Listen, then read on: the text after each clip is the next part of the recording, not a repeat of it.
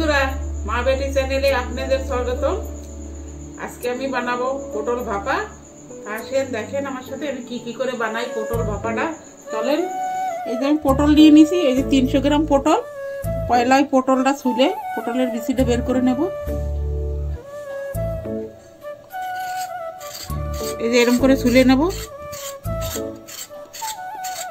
সবকটা পটল এরকম করে ছুলে নেব চাকু দিয়ে।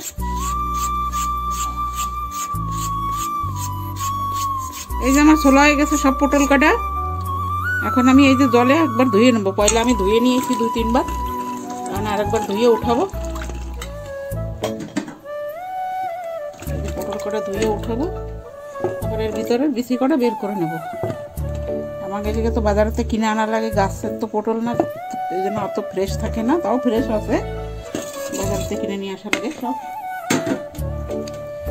এই যে পটল এই যে অল্প অল্পটা বোটা দাঁতে ফেলাবো, তারপরে এই মাঝখান দিয়ে একটা চিড়া মারবো, মাইরে এই যে ভিতরের এই বিচিগুলো এই যে এটা দিয়ে বের করে নেবো।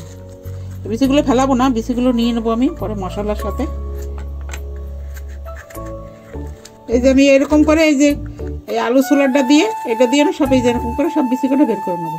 এই যে কত সুন্দর করে এই পটলের ভিতরে বিচি কটা সব বের করে নিছি। এখন আমি এই পটল কটা একটু হালকা ভেজে নেব, আর এইগুলো একটু হালকা ভেজে নেবো। তারপরে এটা মশলার সাথে পিষাবো, কাঁচা দিলে কাঁচা গন্ধ করবে। তা আমি এই পটল কটা ভেজে নিই। কড়াইটা গরম হয়ে গেছে, পটল কটা ভাজার জন্য তেল দিয়ে দেবো একটু। এই যে তেলটা ভালো করে গরম হয়ে গেছে, মানে পটল কটা ভেজে নেব। পটল কটা দিয়ে দেবো।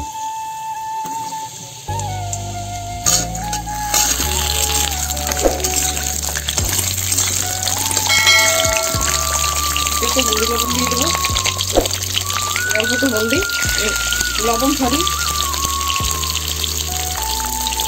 আর অল্প একটু হলদি। একটু হালকা ভেজে নেবো, বেশি ভাজবো না।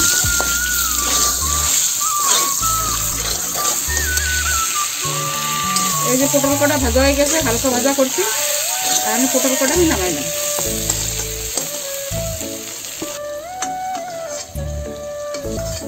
এই যে পটল কটা ভাজছি না, সেই ভিতরে অল্প একটু তেল রয়েছে, ওই তেলে এই পটলের বিচি কটা ওর ভিতরে একটু হালকা ভেজে নেব, যাতে কাঁচা ঘেরানটা চলে যায়।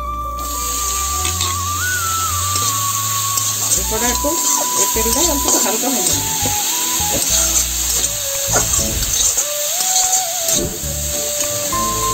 একটু তোলার দিচ্ছে ডিমের বন্ধু, এই যে কিন্তু পটলের বিচি ফেলাবো না, এটা পুরো এই যে শস্যটা পিছাবো, ওর সাথে এটা পিছাই নেবো, পটলের ভিতর ভরা হয়ে যাবে। পিছাই তারপরে পটলের ভিতর ভরে নেবো। এই যে বিচি কটা ভাজা হয়ে গেছে, এখন এই বিচি কটা নামাই নেবো আমি।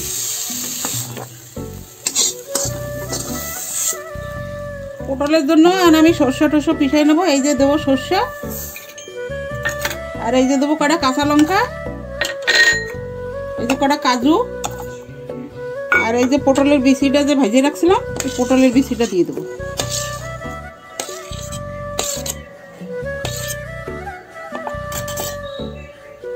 এতে একটু জল দিয়ে পিষাই নেব। এই যে আমার মশলাটা ভালো করে পিষানো হয়ে গেছে, এখন এর ভিতর অল্প একটু দেবো কাঁচা তেল, অল্প একটু দেবো লবণ, আর অল্প একটু দেবো হলুদ। এটা ভালো করে মিশাই নেব।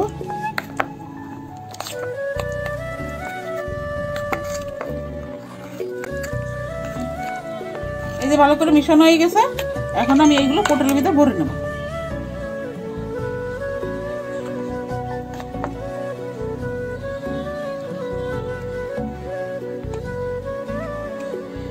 এটুকুটুকি ভরবো, বেশি ভরলে বের হয়ে যাবে।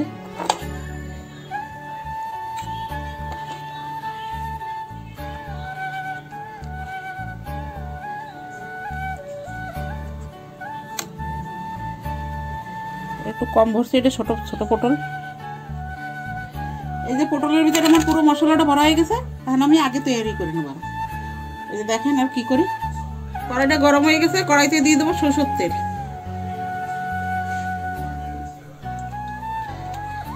তেলটা গরম হয়ে গেছে, কটা কালি জিরা দিয়ে দেবো, কালো জিরা। আমি দিয়ে দেবো 1 চামচ আদা জিরা বাটা।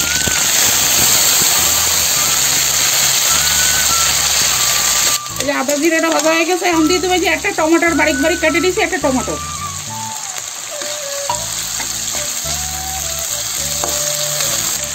আমি লবণ দিয়ে দেবো টমেটোটা ভাজা হওয়ার জন্য।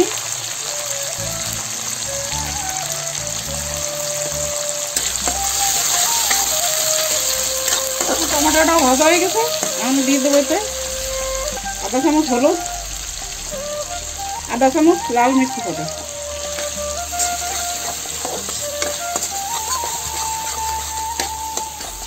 এরপর দিয়ে দেবো এই যে শস্য বাটা ছিল অল্প ছিল, ভিতরে জল মিলাইছি, এটা দিয়ে দেবো।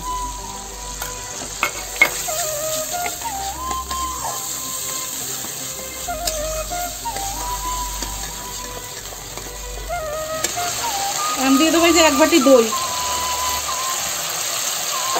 দইটা ভালো করে ফেটে নিছি, না ফেটে নিলে ফেটে যায়, ভালো করে মিলাই দেবো দইটা।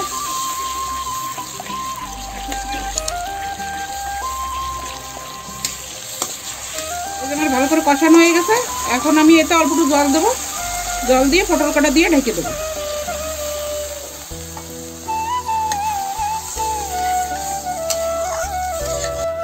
এখানে ঝোলটা ফুটে গেছে, এখন আমি এই পটল কাটা সব এর ভিতর দিয়ে দেবো।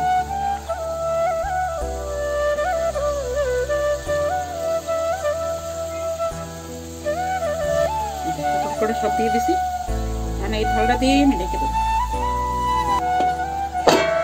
ঢাকুন খুলে দেখি পটলটা হয়ে গেছে নাকি।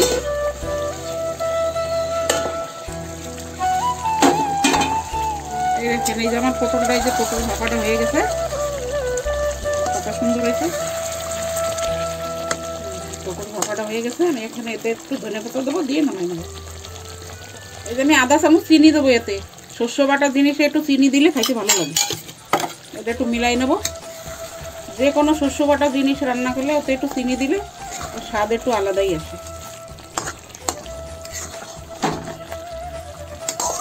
এতে দিয়ে দেবো ধনে পাতা,